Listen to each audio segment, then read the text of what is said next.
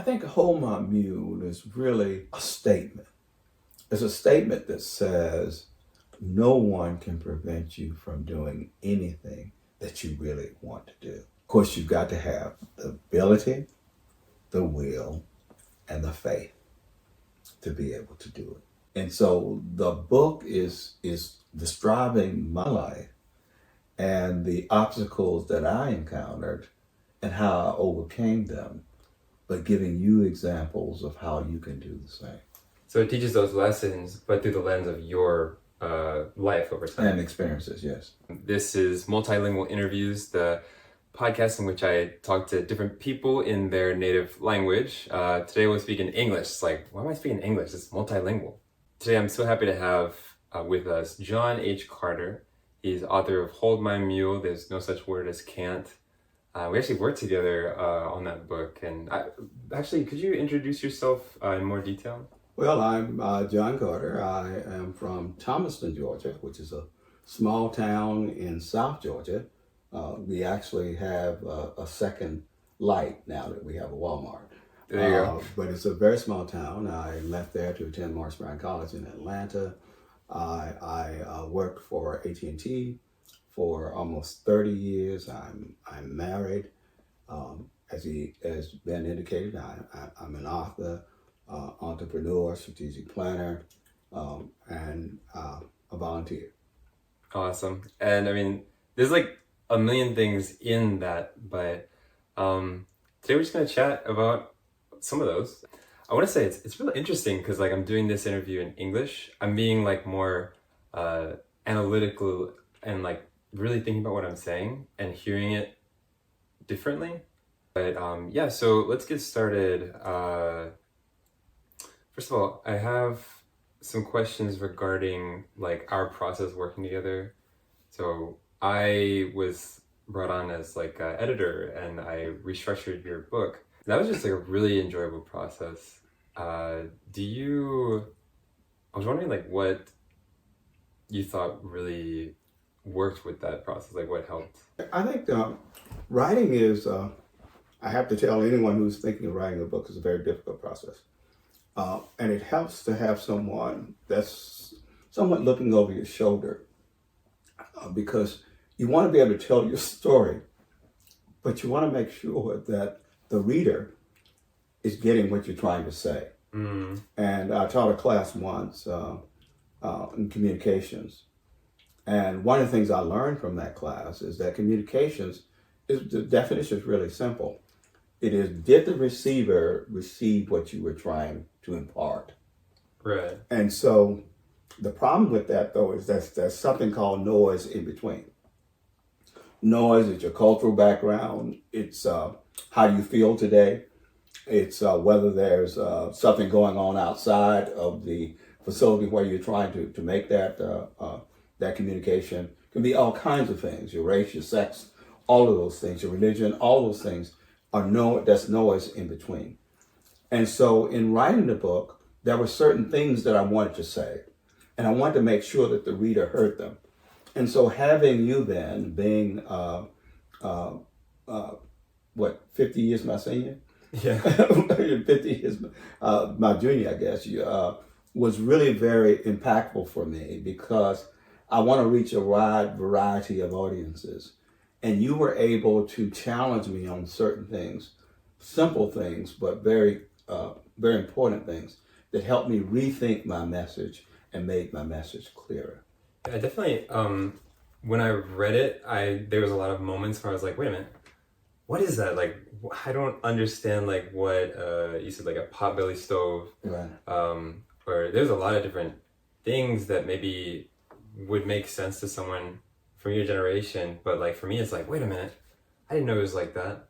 And I guess like for people who are reading that are around my age or younger, it helped to have someone kind of look over it and say, or like provide some kind of explanation for what that was, because it's important to keep those concepts in there, but just like educating people on what it is. And going into a little bit more detail, like, when I talked about segregated facility, and sometimes you would ask, and sometimes I would just see it in your face, and you're saying, what is that? Yeah. And why is that?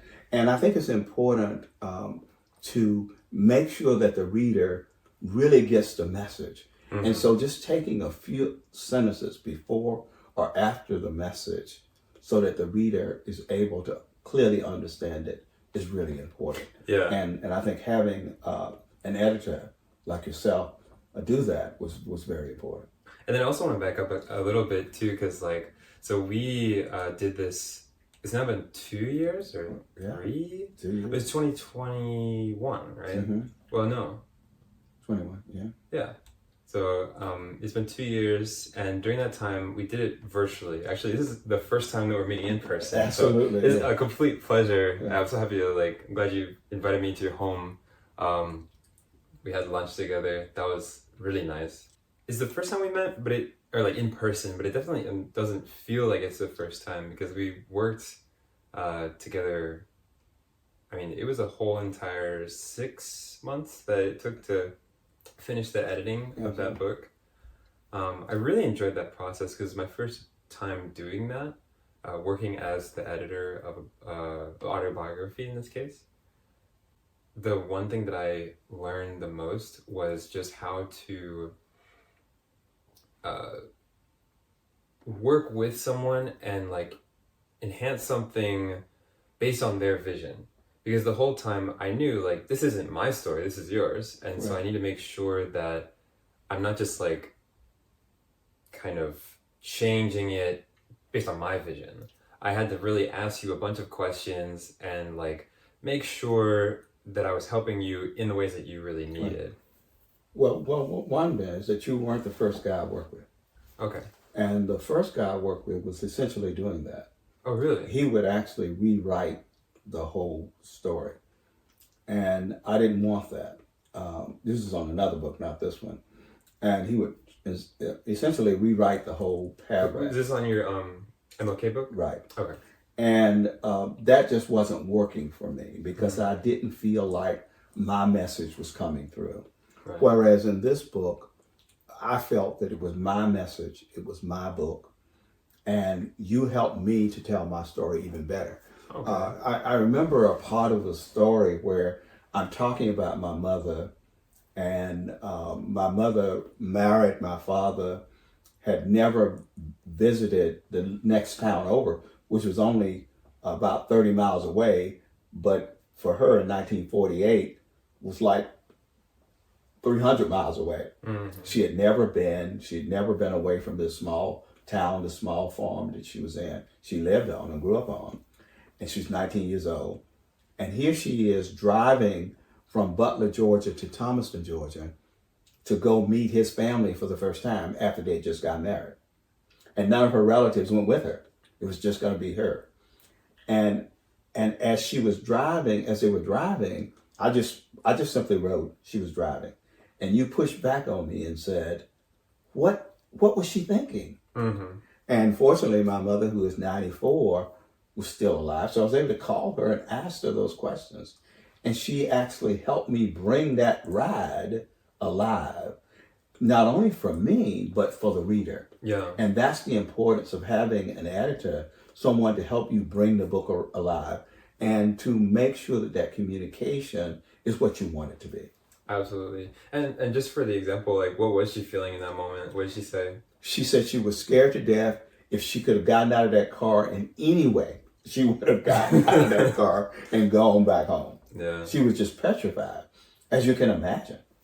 Yeah, I mean, like, she's leaving everything that she's known to marry someone that maybe she doesn't even know that well at this point, really, because, I mean, they had gone on dates? Well, they dated for a year, mm-hmm. but he would actually come and visit her. Yeah.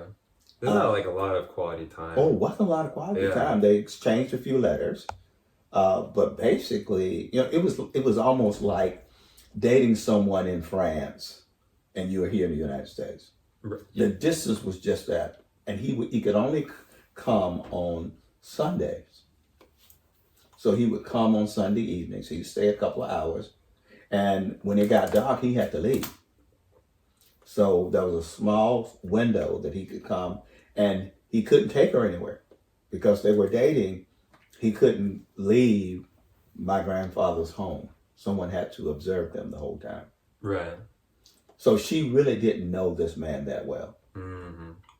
And certainly hadn't met his family, didn't even know what she was going to live or to spend her honeymoon. She's just in for the ride, essentially. Exactly right. In for the ride. Well, which lasted about 55 years. yeah. So going back to like the writing aspect of it, so in the end you were saying like that's like the benefit of having someone who can edit. I'm really glad that it worked out so well because like again, this is my first major editing project. I was just coming out of college and I'm like, okay, I know what I need to do, but like, I guess there's this feeling of like imposter syndrome almost because I'm like editing the book of someone who's like already very tenured in his field, and I'm giving writing advice for someone who, I mean, the book that you wrote, the manuscript that you wrote already, in my view, was very good. Like the way that you organized it chapter by chapter, and the lessons that you told in the story were very excellent. Like in the first part of the book, it was mainly about your growing up and your education, and then later on you go and talk about like business and things like that. I think that you had taken a lot of time to properly consider the themes. So I just lend it to you. Like I thought you're a really great writer already. Well, thank you. I appreciate that because it was a new venture for me to be able to put it down. I guess one of the reasons that I want to write is to encourage others to tell their story. Mm-hmm. When I retired, one of my friends who was from Cuba, who's an employee and a friend, said to me that that my generation will be the first African American generation that will be able to retire and have the time and the resources to be able to tell our story. And that we would be remiss if we didn't do that. And that was 25 years ago. Okay. And that has been in the back of my mind, that I want to tell that story so that people will learn from it, but also that people will have the opportunity to tell that story as well, so that young people reading it will learn from those stories and the struggles that we had. Mm-hmm. Because it's so easy to look at where we are today and to say, oh, you just woke up one day and you got there. Yeah. In fact, I had a granddaughter that was with me a week ago, and she says, oh, I know that you were a 4.0 student and you did everything right. And I said, no, I wasn't. But that's what people assume. And so, of course, I always said what I say to my grandchildren: read the book. And if they'll read my book, they'll know that that's not true. Yeah. That's challenging. Like, I know you've told me that you've sent the book to people, or plenty of people have bought it, but like not as many have like thoroughly read it. Like you talk to them, it's like, I don't think they've read it yet. Yeah. I guess I'm pleased that they bought it. Yeah. Because I really thought maybe 100 people would buy the book, and we're approaching 1,000. So that's really awesome. That's for me. That's awesome. I think that one of the things we have is that people don't read as much as they used to. Mm-hmm. And I think what happens is people read excerpts from the book. I was talking to our daughter, and I said, she was asking me something, and I said, you haven't read the book? She said, yes, I did. I read the section about me. So I think that what happens is people read certain sections of it, and I think we have to just be pleased at people learning whatever they can. Yeah. I insisted on putting the pictures in the book, and my publisher did not want me to put the pictures in because it increases the cost. Mm-hmm. I wish I had put them in color. I did not. But I think people are looking at the pictures. I think they are learning from the title itself. And I think people are getting certain things out of it. But I would like for everybody who bought it to sit down and read it. Yeah. And but that's not going to happen. But they're still selling. In fact, I had my my first international sale the other day. I had sold one in England. Nice. And so it's spreading. I guess that might have been like a fraternity brother, or it was a fraternity. Oh, okay. Yes. Mm-hmm. And I think like the thing about books is, take this book in particular. There's so much like knowledge and there's so much experiences in it. It's dense. Like there's a lot going on, and it kind of takes time to get through it. So yeah, it's a shame that maybe people haven't read so much of it so far, but it's still on their bookshelves. They can read it later in life. Exactly right. So, and that's the purpose of putting it down as well. And I'm really hoping my grandchildren will read it. I actually refused to give them copies. I made them buy it. Oh, you made them buy it? Yeah, even the 16-year-olds. They had to actually buy it. Mm-hmm. And I figured out ways to give them the money back, but they had to buy it. Because I said, if I gave it to you, you won't read it. So I want you to purchase it with your own money. Okay. So it will be more valuable to you. And do you think that worked? No. So what you said earlier, you have this concept of communication, right? Let me see if I'm like expressing it correctly. So like I communicate something based on like my knowledge and cultural background and everything. And then I say something, there's noise in between, whether it be literal sounds like distractions or other things going on. And then you interpret what I said. And there's a challenge in like understanding what I meant, right? I don't think I expressed that well. Like, could you rephrase it? Well, no, I think you did. You expressed it very well. Communications is two-way. It's really not communication if the person on the receiving end doesn't hear what you intended. Yeah. So if I say to you, I'm going to dinner tonight, and the lady I'm picking up is a lady of red and white, and her brother is purple and gold. Mm. You wouldn't necessarily understand what I'm saying. However, if you were a part of the African American Greek society, you would understand that I'm going to pick up a lady who's a member of Delta Sigma Theta sorority, and her brother is a member of Omega Psi Phi. Now, here's the noise. The noise in here is that you don't know anything about those organizations, so those words don't mean anything to you. Yeah, I actually don't know anything about it. In fact, they don't mean anything to me. Right. Yeah. But for someone who's been involved in those communities or attended an HBCU, they're going to know exactly what I'm talking about. True. So that's that noise that's in between. But there's also subtle noise. It could be our religion. I might say something and say it innocently, but because of your religion, it could offend you. Well, that wasn't my intent, but that noise is what caused us not to communicate. For instance, I understand that in the Muslim religion, it's against that you shouldn't show the sole of your feet. Oh, okay. So if I'm in a casual conversation with you and I do this, I just offended you. Yeah, I did that earlier too. Yeah, and that's communication. In fact, one of the things that companies do is when you go to a foreign country to represent that company, you actually have cultural training. Again, it's noise training. You have cultural training in things that you do.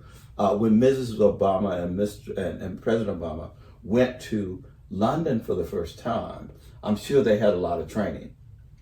Mrs. Obama went to a reception with the Queen. First, she and the President Obama met with the Queen first. Then she went with a reception just for ladies. And so the Queen was there, and the Queen really just sort of fell in love with Michelle. So as they were standing there, the Queen put her arm around Michelle's, her waist. Okay. Michelle instinctively did the same thing. You don't touch the Queen. But the Queen touches you. But you still don't touch the Queen. Interesting. And so, what did the queen react, or did her No, the guards queen like didn't react. The newspaper picked it up, and someone took a picture of it and put it on the front page of the tabloids in England. Yeah. What it shows, what they were saying is, this American First Lady has no class. That's not what was being communicated. Right. It was a show of affection on both of their parts. Mm. But if you have that noise in the center, then you're not communicating effectively. Yeah. So in a book or just in regular conversations, it's very important to do that. As you travel the world, it's very important that you understand. You can speak the language, but you also need to make sure that you understand that cultural noise in the center there so that you don't get yourself in trouble. Yeah, I mean, the same applies to like me as an interpreter for Spanish. It's like I guess in a way I am mitigating the noise between two people because they don't even speak the same language. Right. But I kind of have the risk of creating my own noise. Exactly right. Right? Because like you speak English, you're the doctor, right? Mm-hmm. And then the patient speaks Spanish. Right. And like they say something and I interpret it. Well, actually, here's a perfect example. I was working a few weeks ago in one of the clinics, and the patient says, "Oh, my son had," in Spanish, she says, "A mi hijo tiene la gripe," and then someone interpreted that. They had an interpreter on the phone. The interpreter said that, "Oh, my son has the flu," and then I come in around that time and they say bye to that phone interpreter, the remote interpreter. They turn the phone off, and then I come in. The medical assistant, she asks, "Well, how do you know that your son has the flu? Did you go to the doctor?" And then I interpret it, and she says, "Oh, well, he's had some runny nose and that's it." Well, how do you know he has the flu? And then I had to explain that the word gripe in Spanish, even though it can be translated as flu, many people use it just to mean a common cold. Okay. And it's like, that's one of those examples. Yeah. That was that noise in there. And so you have to make sure that you're mitigating that in any of your communications. And writing a book is very important in doing that. One of the things that I decided in the book, and I actually wrestled with this. Yeah. When I got to the corporate part of that, I decided not to use the names of the individuals that I work with. I can see why. Like, it could be pretty troublesome. Well, I actually talked with a lawyer. Okay. And the lawyer said, "You okay? You can still use the names." Okay. But I felt like it was important that I not do that. So I just put an asterisk. Did you just want to respect their privacy? I want to respect their privacy, and I didn't know how they would interpret it. And it turns out they probably didn't read it anyway. but I wanted to protect their privacy, so I didn't put their names in there. Yeah. Now, what that did is it took some of the credibility away from some of the things I said. It could be on behalf of some readers. Because they say, if he felt so strong about it, why didn't he give that name? Well, I'm not sure. What do you mean it took the credibility away? Well, it could be that some people would say, well, this person he's talking about is not a real person, or he didn't use his name, but this is supposed to be a book of things that actually happened. Right. So that was what I wrestled with. How much credibility am I going to lose by not putting the names in there? Okay. But I felt like it was better that I didn't do that because I didn't want to create any noise that wasn't necessarily there. So I just changed the names. In fact, I changed them back to the original names, and then I changed them back again just before I published. Oh, I didn't realize you did that. Yes. Wait, were the names in when I was editing? Yes. Oh, okay. I know. But, I actually need to go back and reread it myself. I think like when I was working on it, I read it so many times. Right. It's like, am I going to read this right now? Maybe not, but I definitely want to go back and reread it soon. Well, actually, I've read it at least 3 times since I've written it. And I enjoy reading it. How's the experience? You just like what do you gain from that? Well, it brings back very pleasant memories for me. One of the things I do on the first Sunday of every month, I take my 94-year-old mother and her 90-year-old brother to church. And the church is about 30 miles from the Thomaston, Georgia, the small hometown where I live. And as we go past these different places, every Sunday, they say the same thing as we pass them. Isn't that where Mrs. Jones lived? Oh, isn't this the place where we got in trouble because we stayed out too late? Yeah. So they say those same things. And at first it was sort of irritating me. And then I was riding along with my wife and I was doing the same thing. And I said, I understand why they do that now. Because you get a good feeling when you think about memories, things that remind you of good times in your life. Mm-hmm. You'll see something that will remind you of one of your experiences at University of Georgia, and it gives you a good feeling. And so I think reading the book, it gives me that same kind of feeling. Now, it also says, well, why didn't I say this? Why didn't I say that? But it does give me a good feeling when I think back on some of those things. Yeah. And also how fortunate I am to have survived some of those things. I think I kind of relate to that, the idea of, I guess one might ask, what's the point of rehashing old stuff? Honestly, I think that lessons are really hard to learn, even if you know the lesson you need. Yeah.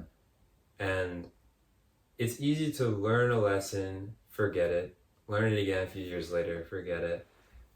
So having written all of that down and reviewing it every so often, that's gonna really instill it in your mind. Absolutely. So I'm hoping that people will read it more than once. Of course, I do that now with the books that I have on the shelf here. Yeah. I read them again and I enjoy it. I actually, I'm trying to get to the point where I only keep books on my shelf that I want to reread. Because I'll buy a whole bunch of different books that I'm interested in reading. But I have this metric now. The level at which I really enjoy a piece of media, whether it's a book or a movie or a TV show, it's not just the star system of how many stars out of 5 out of 10. It's how many times would I be willing to re-watch this or reread this? Yeah.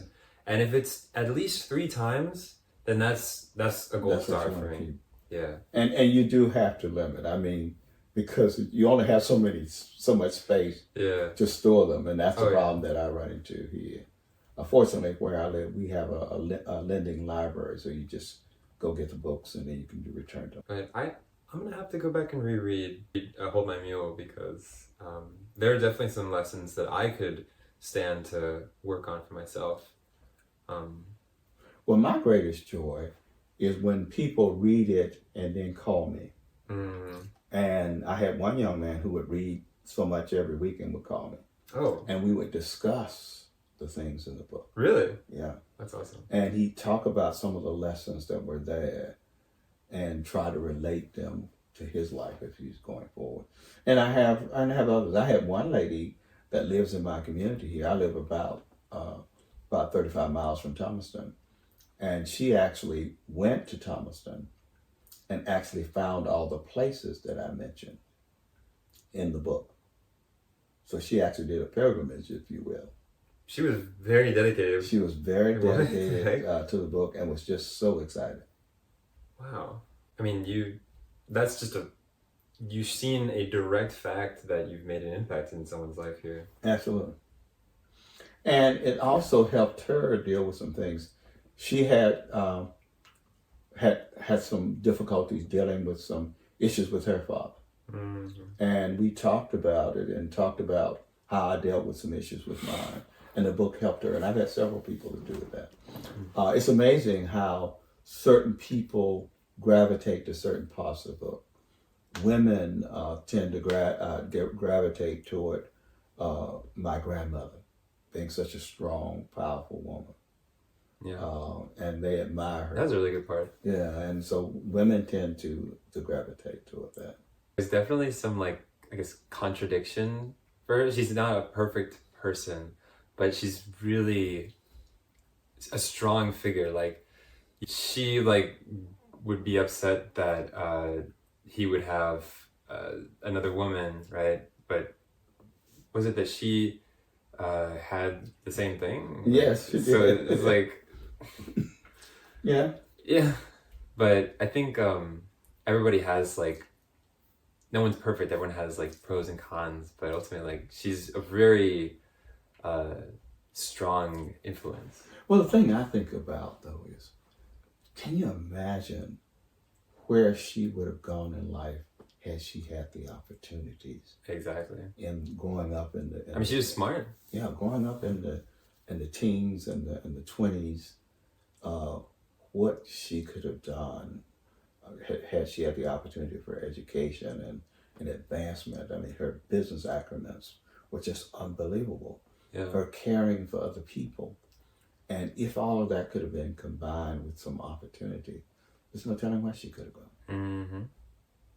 And I think that's some of that strength that I think that a lot of women see today, that they see the opportunities there and they see that they can move forward simply because she moved forward without having all those opportunities. And that's Right. one of the things I wanted my granddaughters to read and see. Right. And she had like this determination to just follow her will, like her desires in life, despite what anybody else said. Like, she's the boss. She's the boss. And that's hard. Like, that's not easy to do. I'm not really sure like what she had to go through or what she had to accomplish, or like, I guess, change about herself to become that way, or she always was that way. But I don't think it's that unusual. You know, a lot of people are critical of the Medea character of Tyler Perry. Okay. But actually, there were a lot of strong Black women like that. And my grandmother was like that. Who were determined in life that you're not going to tell me what to do. Yeah. I could learn a lot from that myself, because I think like growing up, I've always seen I guess I have to be honest, like I hate to admit this, but I have felt that there are moments in my life that I've been somewhat of a pushover, that I have had like an idea of what I want to do, but I'm more likely to bend into the wills of others. Mm-hmm. And I'm actively trying to change that in my life right now. Well, I think it's important to listen. I think it's the poem "If" by Roger Kipling. It says, "All men count, but none too much." And you know, it's important that you listen to that feedback. Mm-hmm. You know, he also goes on to say, if you can keep your head up and all about your losing dads and blaming it on you, if you can trust yourself when all men doubt you. But he goes on to say, which is very important, make allowances for their doubting too. So you've got to be able to listen to that feedback.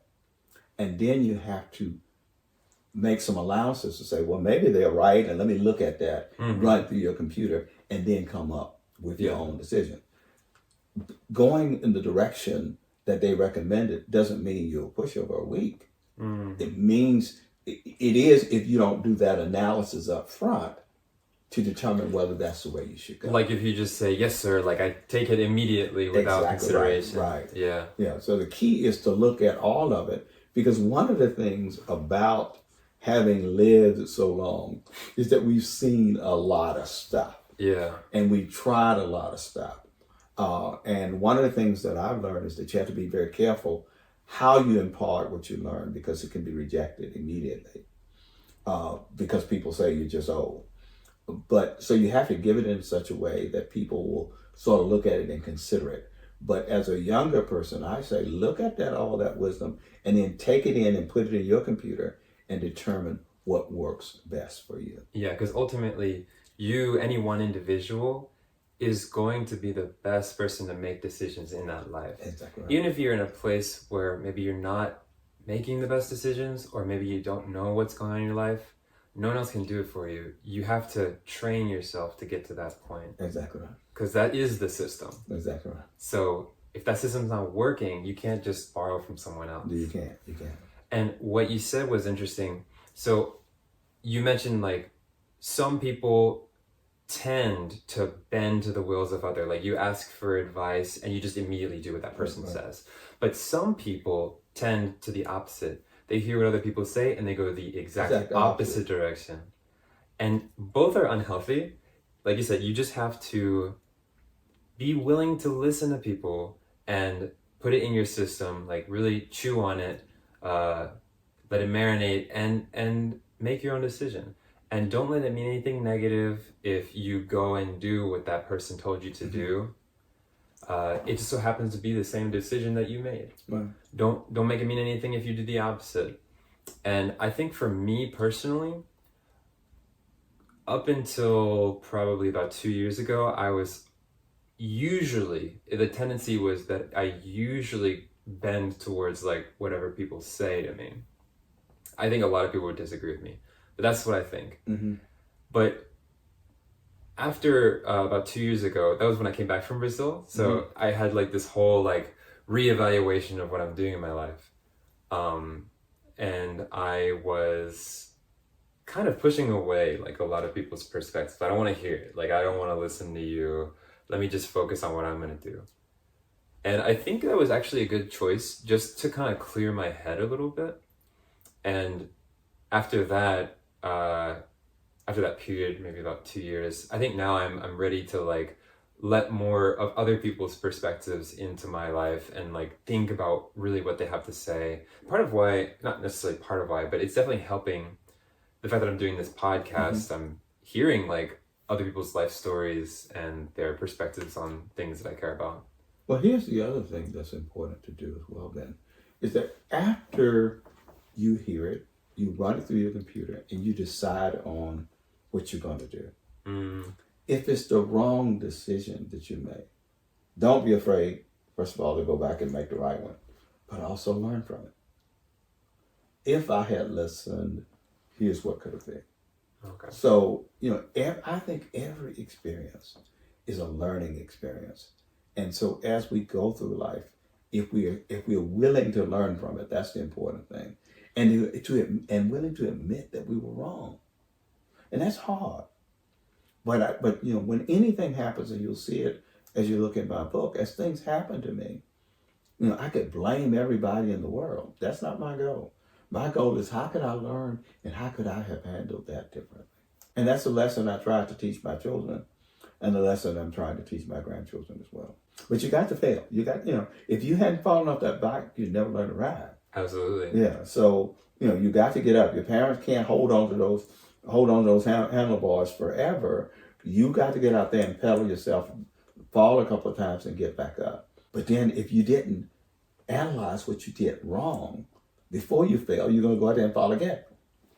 I think a lot of people do that to where they keep making the same kind of mistakes over and over again. Yeah. And it's only later in life you realize like, wow, like, man, I was really stupid. Yeah. Not to say that people are stupid. Yeah. But, it's about when people reject someone else's advice or perspective. I probably won't add this. I'll just cut this off. But I think it's like an interesting conversation. Is like the reason or large reason why I went to Brazil third time, while I was editing the book, is I was in a relationship. I was with someone at the time that was in Brazil, and that didn't end up working out. I remember speaking to a friend of mine before I went, and she was like, "Oh, it's not going to work out." And after the fact, she said like, "Oh, I'm so sorry," but it came out of her mouth like, "Oh, like, I mean, I'm not saying I told you so, but I told you so." Right, and it's like, yeah, but like, you didn't tell me so because you don't even know what happened. Like, based on what I've told you, you think things went exactly as you thought it would. But I'm starting to learn that it's okay for people to think what they think. Exactly right. They can be wrong. Yeah, absolutely. But yeah. Yeah, the key is you have to learn from whatever mistakes. First of all, you have to analyze what is it that I did wrong? Not what the other person did wrong. What did you do wrong? Yeah. And then how can you make sure that you don't do that again?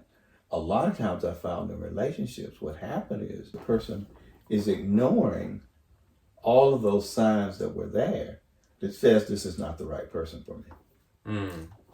You saw, and then once you get out of the relationship, you can see them.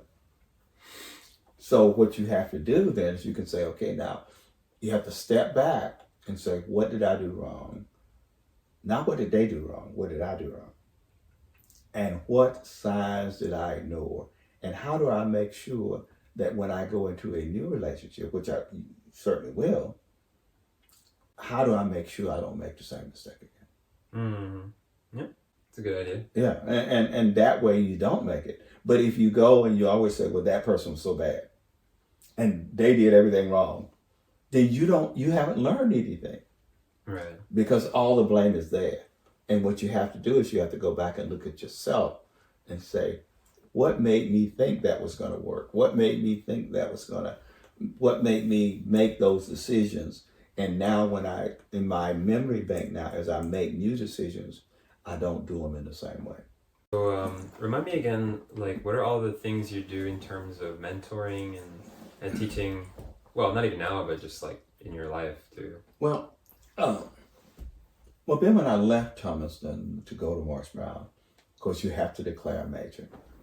And when I looked around in 1966, the only African American professionals that I knew were teachers. And those individuals were not only teachers, but they were mentors.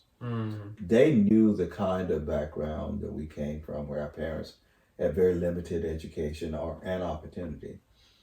And they mentored us and made us understand that we could do better and that we didn't have to go to work at the textile mill. So these people mentored me. So when I came to college and people were saying, oh, I'm going to major in business, saying, what are you going to do with that? I knew that if I got a degree, I could go teach. And so I majored in education at Morris Brown.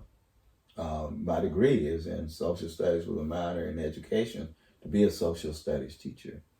However, I discovered through my wife, who was my fiance at the time, that there was a place for me in business and that I could go.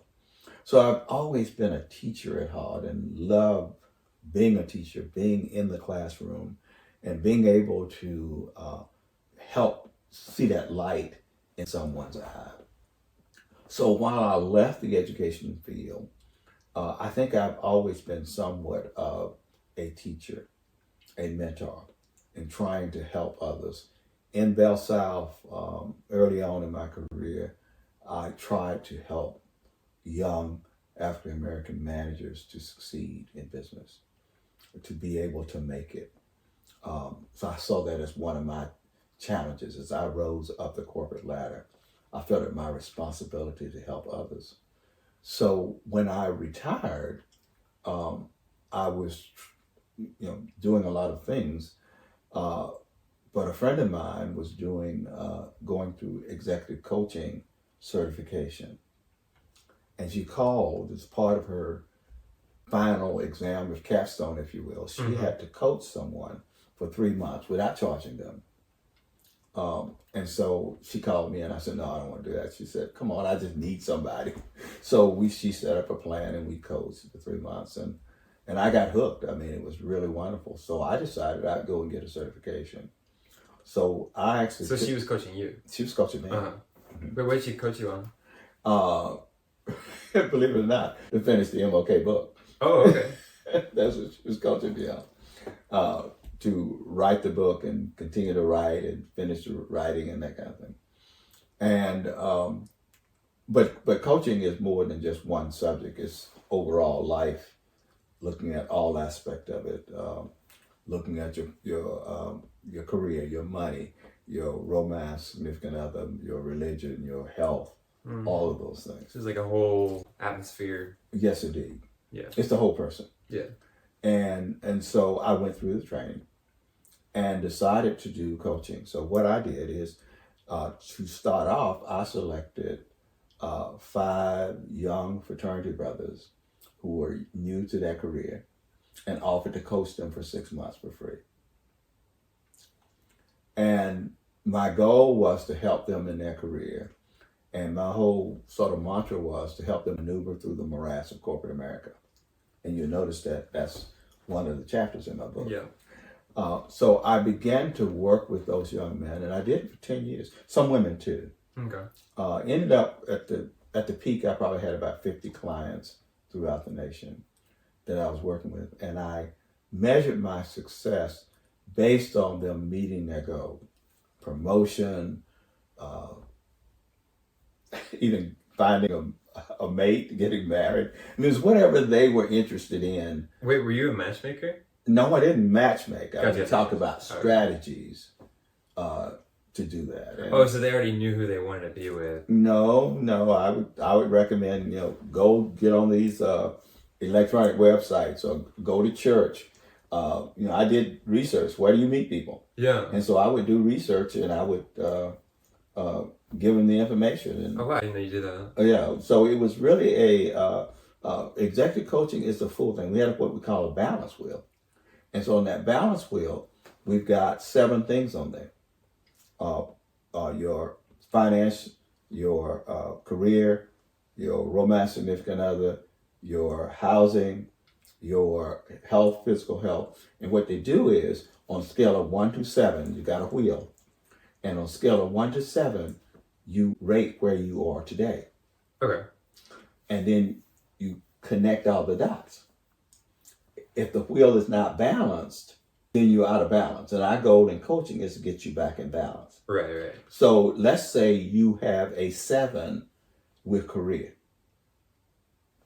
and you got a 2 on romance, significant other.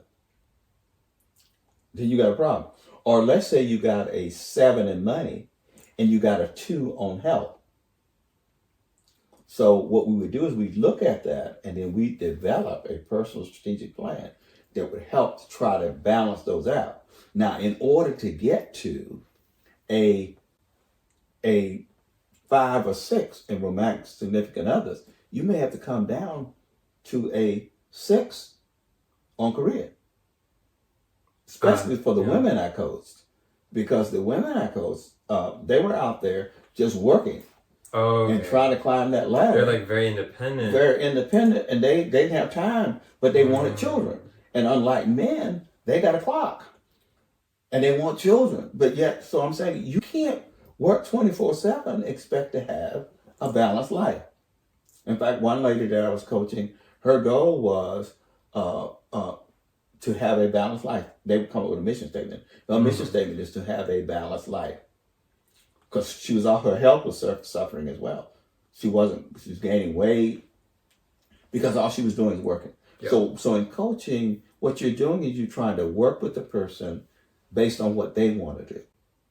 Now, the thing with coaching is that in all of my contracts. Oh, it's just like with editing, Yeah, exactly right. Yeah. It's like the coach isn't supposed to say, like, this is how you live, and let me just change all this, you go in this direction. No. It's like you talk to the person and think, what is it that you want, and what is it that you have now, and how can we edit that? How can we kind of push that into the right direction? Exactly right. It's the same thing. It's the same thing. It's how do we edit that? How do we do that? I remember I was coaching a young man who had decided that he was not going to get married till he was 50. Like, was he not even going to date? He would date, but he wasn't. But it wasn't like serious. Yeah, because he's dedicated his life to his career, and he was doing very well. Okay. I never heard that before. But then he turned. But how old was he? He turned 50. Well, I mean, like, he said he didn't want to. I don't want to get married till I'm 50. When did he say that? When he was like 30? When he got out of college. Yeah. His whole thing was devoted to his career. Okay. But he wanted children. He came from a very strong family. Mm-hmm. He wanted children. He turns 50. So I'm saying, but if you want children, you can't marry a 50-year-old. You can't relate to a 20-year-old. You're going to have a hard time relating to a 30-year-old. And a 40-year-old can't have children. So what do you do? Well, we went back and forth. He is now about 65 and still not married. Oh, okay. Because he was not willing to sacrifice what he wanted. He didn't want anyone who had children already. Mm-hmm. So part of the coaching is, okay, making you sort of see the light, the reality of it. One of the things I would do when I was coaching younger guys who were in the 20s and 30s, one of the things I classically said to them, you are not going to retire, and I say this to you, Ben, you're not going to retire until 25 years Mm-hmm. after your last child is born. Because I want to give them like You got to get a net. You got to get them through college. Yeah. And after they get out of college, you're going to support them for about 4 or 5 years. Potentially, yeah. Yeah. Just backup net. Yeah, you don't have to be there. So it's going to take you about 25. You're going to take you 25 years after, not the first child, the last child. Mm-hmm. So you need to be thinking about that if that's what you want. It's not saying you have to have it, but if that's what you want, and if you want children and you want your name to live on, Mm-hmm. then you need to think through that. But the other thing, like this young man that I was talking about, one of the things I also said to him is you need to be careful also. You don't want to jump out there and give up one half of your 401k, which is a very lucrative 401k. So you got to make sure you marry the right person as well. Right. So you've got to be able to look at all of those things. And so we looked at things where people had difficult bosses that they need to manage. There are people who want to be promoted. And so just that mentoring. Now, that aside, where I was getting paid for it, I also mentor people that I don't get paid for. Sure. I have always mentored a young man from my hometown of Thomaston. I try to get a high school student in his freshman year, and we try to mentor him all the way through college. Through college, we provide him with a scholarship every year through college, and we help him get financial aid. Wow. Wait, what organization is the scholarship through? Well, I used to do it through my church, but we got a new minister, so they changed the whole philosophy. So now one of my fraternity brothers has a foundation, so I run it through his foundation. We decided not to set up our own foundation. Probably a mistake, probably should have. But we run it through his foundation, and my wife gives a scholarship to a young lady from her hometown of Cedartown, Georgia, and I give a scholarship through mine. But most importantly, what we give them is the mentoring. He does the balance wheel, and he also he has a personal strategic plan. In fact, I met with a young man yesterday. He's now a junior in college.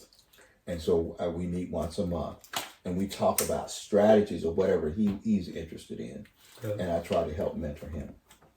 I also mentor he's now a 6th grader.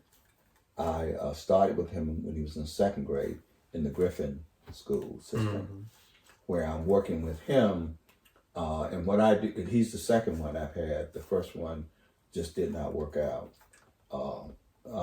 And so they gave me a new one. And so we're working with him on first reading, and which he has really improved. But we're also working with him on conflict resolution. How to deal with issues, and what it really means to be a man. In fact, we're using the poem "If" as a means of really teaching him some values of how do you deal with conflict. Is his default to resort to violence? Oh, absolutely. Strong words? Yes. Yes. Okay. I went to get him to mentor. I do it on Wednesday, and one day I went and it was the 5th grade, and the principal came out and said he just cursed the teacher out, and we haven't had that. Okay. So it's really trying. So I have a workbook that I obtained, and we're going through that, talking about some of the simple strategies of how to deal. He's a sports person, so I'm trying to relate it to football and whatever I can. It's a middle school, right? Yes, middle school. Is it the one you said you had to teach him like what a dictionary was? Oh yeah. Yeah, because of course probably none of the kids ever use dictionaries. Yeah, not these days. Not these days. But yeah, in fact, I bought him a children's dictionary and taught him how to use the dictionary and how to stop and look up words. That's part of our reading.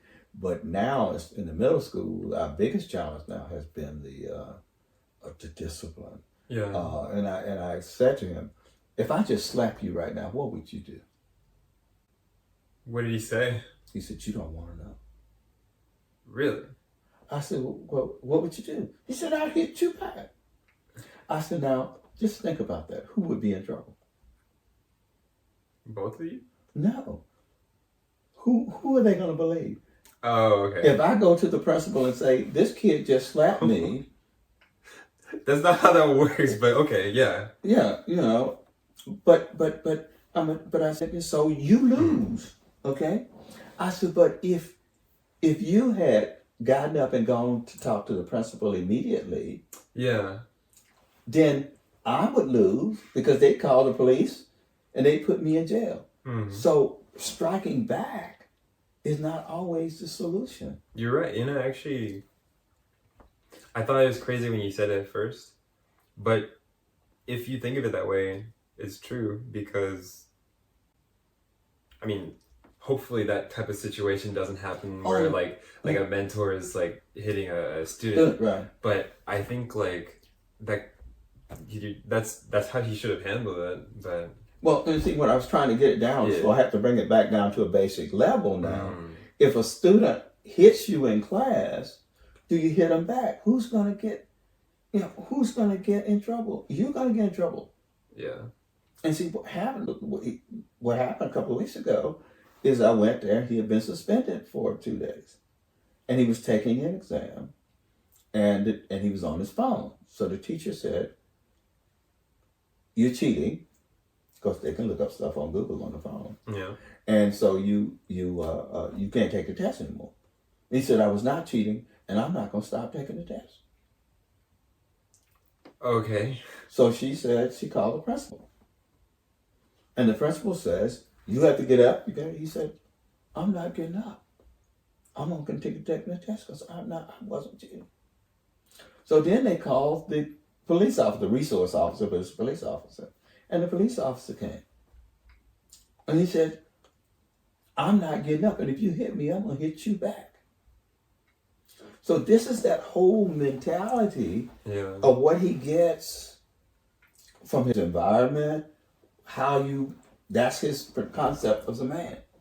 So when we got to talk about it, he got suspended for 3 days. I said, just think about it. Now just think about it. If you had said to that teacher, "I was not cheating. Here's my phone. See that I was texting my mother."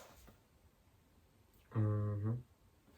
She wouldn't believe me. I said, "Well, suppose you had said, well, let me talk to the principal." In a calm voice, "Look at you, I was texting my mother. I know I wasn't supposed to be, because you shouldn't have been on the phone. You admit you were wrong." Wouldn't that outcome have been a little differently? It's a much higher chance than what he actually did. I said, now you have a reputation of being a hothead. You know, you got all those things. And so I think we talked through it. He wrote the teacher a note of apology. But but what I've learned in mentoring is not trying to solve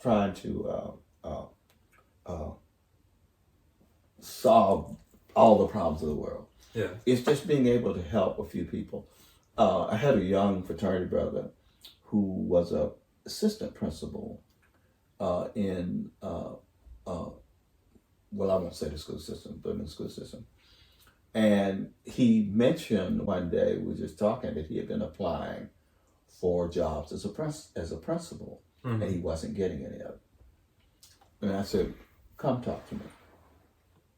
So he came, we sat down and we talked, and I said, "Well, okay, let me look at your resume." Looked at his resume, totally redid his resume. Then I said, "Okay, let's look at some things that you need to be doing."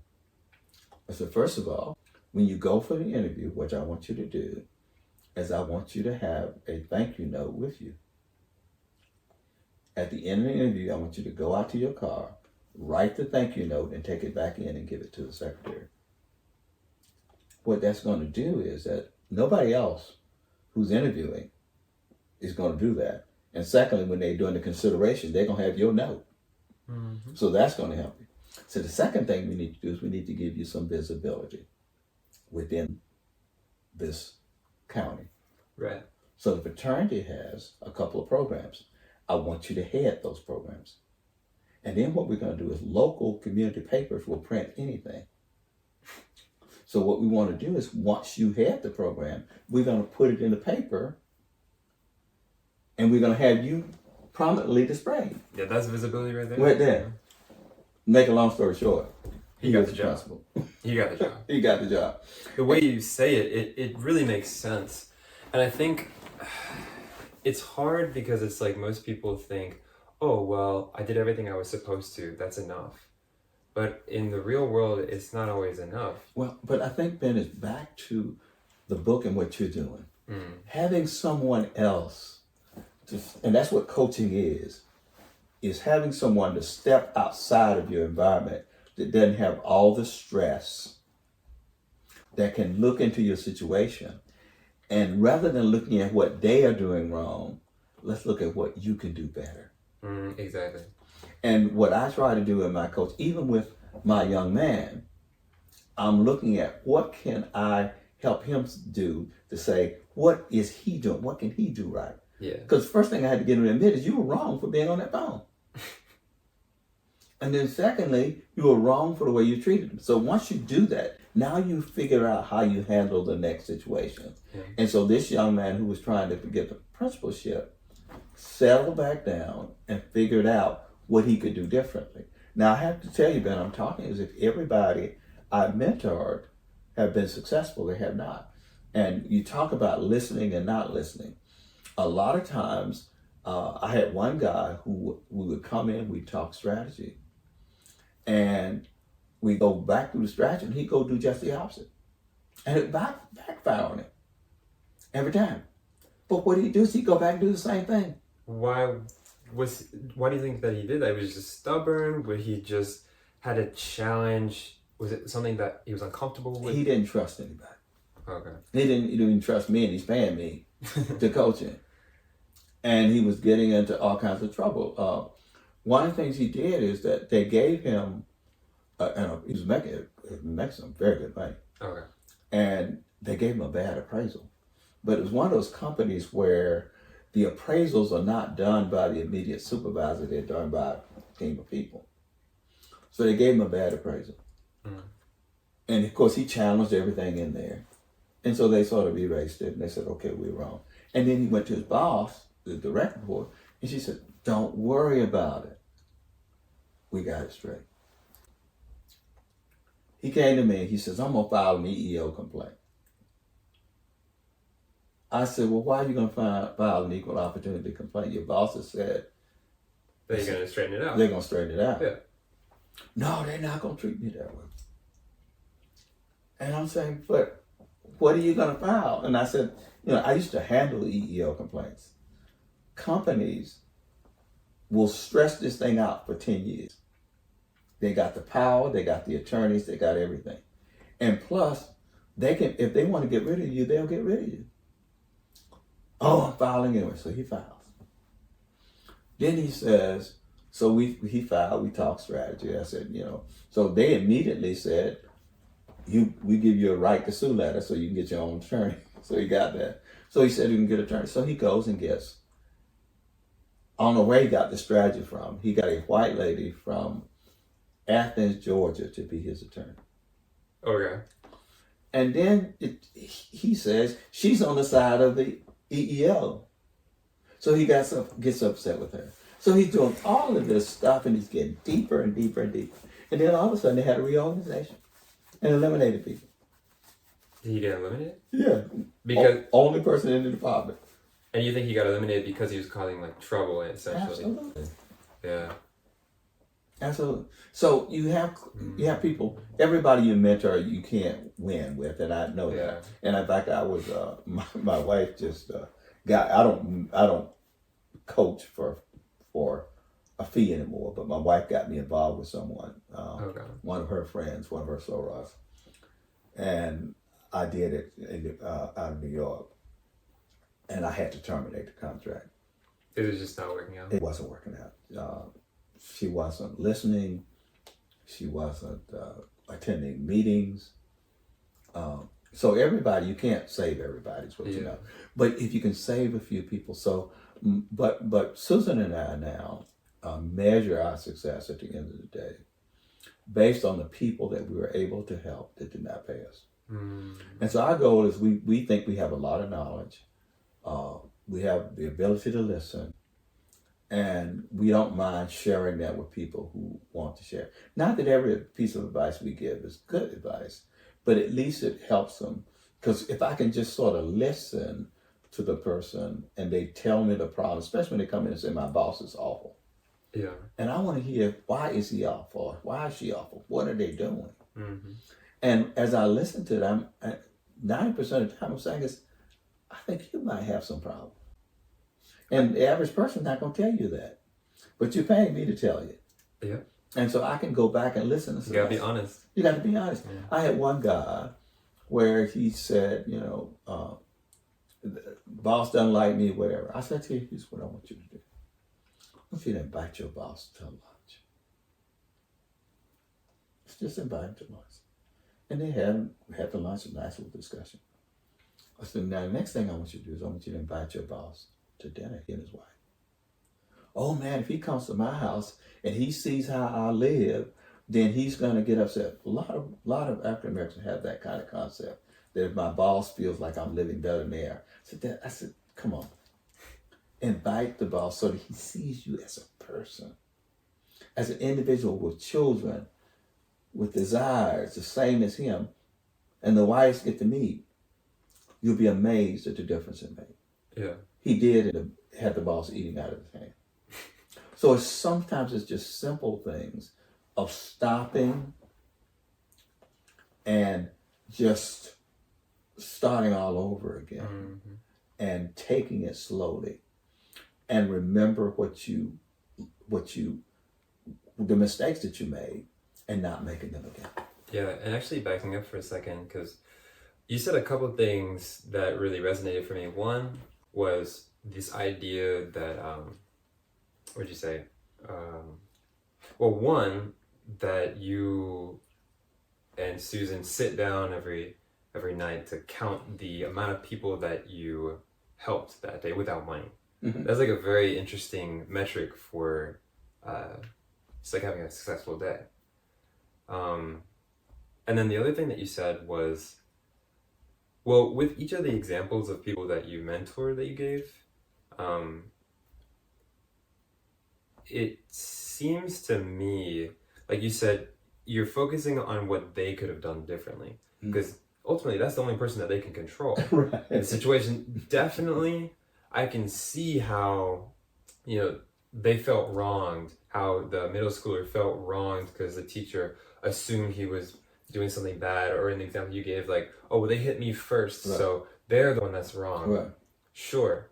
But in the real world, like, that's not gonna make a difference. That's not gonna help you to focus on that, because no one's gonna save you. Right. Like, you have to save you.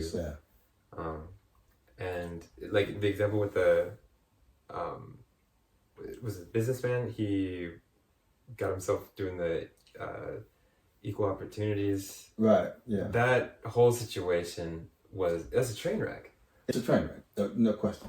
Because he didn't have to do any of that. He didn't have to do that to himself. He didn't have to do that to himself or his family. And the reason why he did it was he was trying to create justice for himself. And I understand, like, the rationale. Like, he's trying to create justice for himself because they did him wrong, right? Yeah.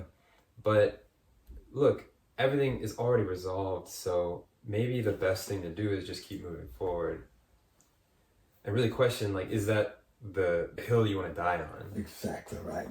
And that's one of the examples I use all the time. Yeah. It's just a hill worth dying for. Yeah. So I found that mentoring is very important to Susan and myself, in trying to impart this little small knowledge that we have, and also give something to people, to help people, and then it's small things. The person behind you who can't pay for the groceries, or in front of you that can't pay for the groceries. One of my granddaughters had to write something for school, and she wrote about her grandmother. And she talked about this lady that was in front of Susan who could not pay for, she didn't have enough money to pay for her groceries. And Susan paid for them. Really? And Susan didn't know that granddaughter even noticed. And she wrote it up and turned it in as an assignment. It's small things like that that you can do to help people, or to look at that person across from you that's eating and to buy their lunch or their dinner. Those are small things that you can do to help make this world a better world. And that's the goal that Susan and I have, is how can we make it better for others? Because we've been blessed. And so we want to be able to bless others as well. That's really good metric. That's awesome. Could you describe just like a small blurb of what Hold My Mule is about? I think Hold My Mule is really a statement.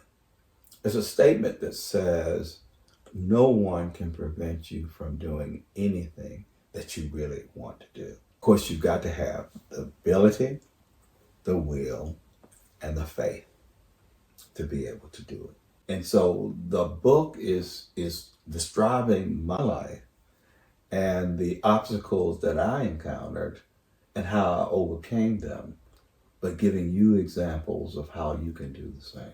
So it teaches those lessons, but through the lens of your life over time. And experiences, yes. There's this thing that I wanted to talk to you about. It's called monk mode. Have you ever heard of that? No, I have not. So basically it's this idea of taking a period of time in your life, say like 6 months, and you just like basically drop off the face of the earth and like start building yourself, like focusing on like building to whatever it is your vision is, right? So you turn off all social media, you really only stay in contact with like the people that are like really core to you, that are actually having a positive influence, not even a neutral influence, but only a positive influence in your life.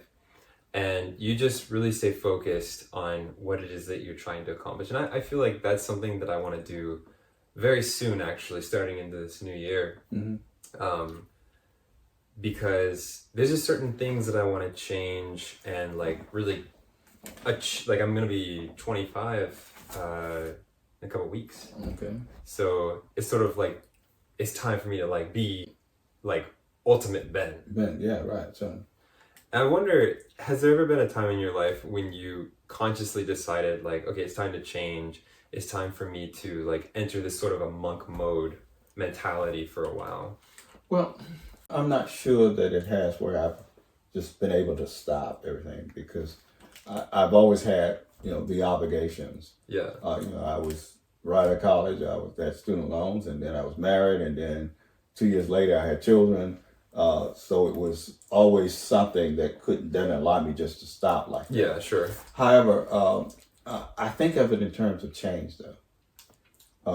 You have to constantly change and be willing to accept change, and then adjust your life to whatever is going on around you to change, and then let it fit into your goal. And a good example is 9 years ago, my wife said to me, "Come ride with me." And I said, "Where are we going?" She said, "Don't worry about it." And so we get in the car, and next thing I know, I show up in front of this big waterfall, and I'm in a retirement community. It was a time for change, because I had to totally adjust my whole life. But it was for the better, and it was really the best decision she's ever made, I would always say. Because this place is really nice. Oh, it's absolutely wonderful. It's like being on a cruise ship. The food's good. Yeah. Or like being in college without the classes. Because everybody's retired. Everybody came to have fun. So it shifted me from all the things I was doing and put me into a mode of having fun and doing only what I wanted to do. And that's one of the things that allowed me to write the book. And it allowed me to sort of get into exercise. to get myself more mentally strong, I guess, if you will, and physically. Yeah, mental fitness. That's Yeah. So I think that this has been a good way of being in a monk mode. I've never heard of that before. But you get the idea, right? I get the idea, and I think you're at a different point, though. I think this is where a lot of college students today are coming out. They're saying, "I've got the degree, but it doesn't mean I have to go out there and start working right away. I need to support myself, but I don't have to be in that ultimate career yet." Yeah. And I think it is important to do that. If I had traveled the way that I've traveled now early on in my career, I would have been a much better manager. I would have made much better decisions. Yeah. Or well, I guess maybe so. Like for me, what I understand monk mode is, it's not like I'm completely stopping everything, and then afterwards I'm gonna be doing my goals. Like I'm gonna be working on those goals specifically during that time. I'm just pushing out the clutter, all the social media, all the beeps and noises, really not staying in contact with certain people that aren't like really crucial or like essential. But and I'll be, in my case, I'll be like doing a lot of making these videos and practicing my language stuff and getting to the point where I can actually write. Yeah. Because I haven't really had much time for writing, and I need to like shift things around so that I can do that. So I guess that's what I mean for, at least in my case, for monk mode. Well, I think it's important to be there. I think it's important that, first of all, one of the things that we've concluded long ago, no one negative is in our lives. And we don't allow negative people coming in, not even on the phone. We cut it down. Because, even we don't even allow people bringing that negative stuff here. Yeah. We turned it around. Tell me something positive, which I think is very important. But to answer your question, I've never been in that mode, if you will. Yeah. I guess I've just always been sort of climbing. I've been forced to sort of stop when I came back from New Jersey back to Atlanta, when they didn't really put me in a permanent assignment with AT&T. I was at that point where I was, career-wise, was just sort of stopped, waiting to see what was going to happen. And I've been that way a couple of times in the corporate career, but it wasn't of my doing. It was the corporation's doing. So I really haven't been in that monk mode. Okay. If you ask me what I think about the monk mode, I think it's a good thing if you can do it. Yeah. And everybody don't have the resources. Oh, absolutely. I mean, or the wherewithal. the what? The wherewithal to do it. I mean, to say you're going to get off all social media, I understand for some people that's very difficult. Yeah. I think in my case, I might not necessarily like be 100% like drop off the face of the earth, but I'll just be very focused on my main goals. What you're doing. Yeah. And ultimately, the idea is like during this period, I'm establishing these habits, but I'm going to continue afterwards. That doesn't necessarily mean I can't ever use like social media or something like that. Right. But I'm going to be changed at that point, and I'm the habits that I've established, I'm not going to go back on. Mm-hmm. So, and that it applies to like you're talking about the whole shebang with like coaching. So the health, the mental, all that. Yeah, that's really very important, and it's important to look at where you are and then determine where you want to go. Yeah. Did you have anything else that you wanted to add today that you wanted to express to the world? Well, only thing I would say is thank you, Ben. Thank you. Thank the Lord for bringing you into my life. I think you made a difference in the book and what it's saying and how it says it. I'm still gonna get the other one. I concentrated a lot on a question you asked me earlier, not in this process, but before, is. First I want to say thank you, because it's been an excellent opportunity getting to know you, not only working as an editor for you and just also getting to know you. And I'm so glad that I got to come see you in person, and it won't be the last time. Oh, absolutely. You can go. You can go. Yeah, but no, you asked me, do I think I'm a good writer? Which I don't think I'm a good writer. But also, you asked me about the writing of the MLK book and why, and I keep dilly-dallying on it, if you will, in my words, okay? And I thought about that. And it took me back to my favorite author, who is John Fowler. I don't know if you're familiar with him. He's written a couple classics. One is The Prince Lieutenant's Woman, Okay. and The Collector. But You said his name, John Bauer? Fowler. Fowler. Oh, okay. It sounds familiar. Yeah, it does sound familiar. Excellent writer. But one of the things he does in his books is he comes into his books as a character. And he actually talks to the reader. Like a character named John Fowler? Like, it's just him? It's just a person. But he's just talking to you. You know it's him. So he's John Fowler. And he's talking to you as a reader. I'll give you an example. In The Prince Lieutenant's Woman, this is a Victorian novel. And this lady is a governess. Gotcha. And she takes a walk every day. And she goes a walk down by the sea. And early on, he's told us that this lieutenant, has washed ashore and he's on the beach. So she's walking down and she takes a different path as she's walking. And as she's going, he stops and he says, now there are two paths that she can take today. One path will lead her away from the part of the sea where the French lieutenant is. The other path will take her to the French lieutenant. If she goes that path, now he's talking to me as a reader, then it's going to change the nature of this whole book. But you have to understand, reader, that I don't control my characters. My characters control themselves once I create them. I like that idea. The same thing in The Collector. And The Collector is a guy who actually kidnaps these young ladies and put them in his basement. That's so messed up. It's so messed up. But he's standing there now on the sidewalk, and this young lady's on the other side of the street. Okay. And he stops the book and he says, I hope she goes back in the store.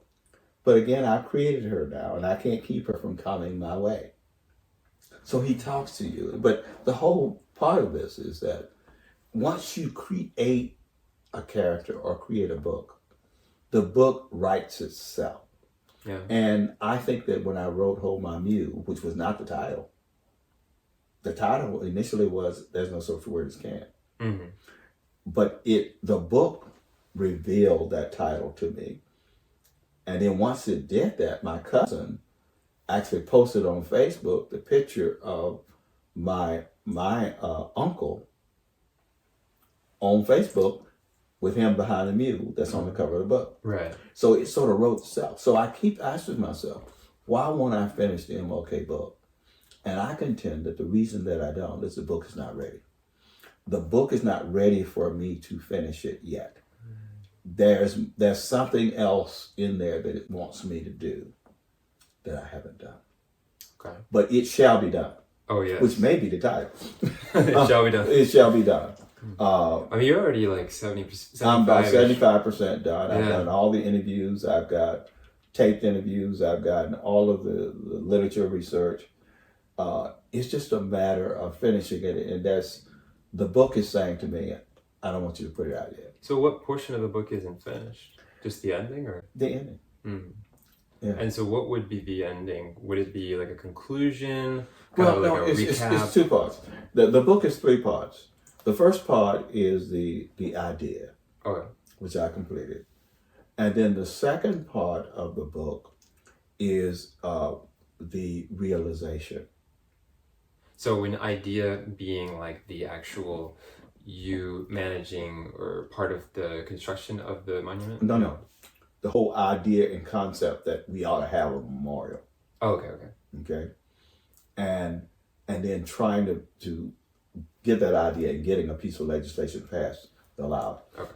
And then the realization now is taking that idea and making it a reality so that you get all the laws passed, find the land, get the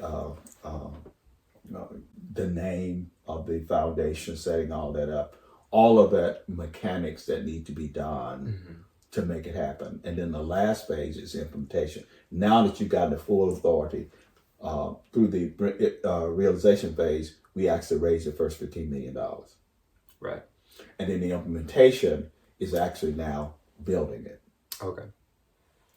So I am finished with the idea, probably 80% finished with the realization. And the implementation phase won't be that difficult because it won't be a lot because I didn't do that. Oh, so you wouldn't give that much information because it wasn't your part. Mm-hmm. And is there another part after that? No. Then your summary. Okay, so I guess the main thing that you are having to finish working on is the realization? Yes. You said? Okay. Mm-hmm. Wow. I'm very excited to read it and to, maybe work on it. Well, and the thing about it is whenever I talk to anybody about it, they say, "Oh God, I want to see it. You got to write down." And I know I have to.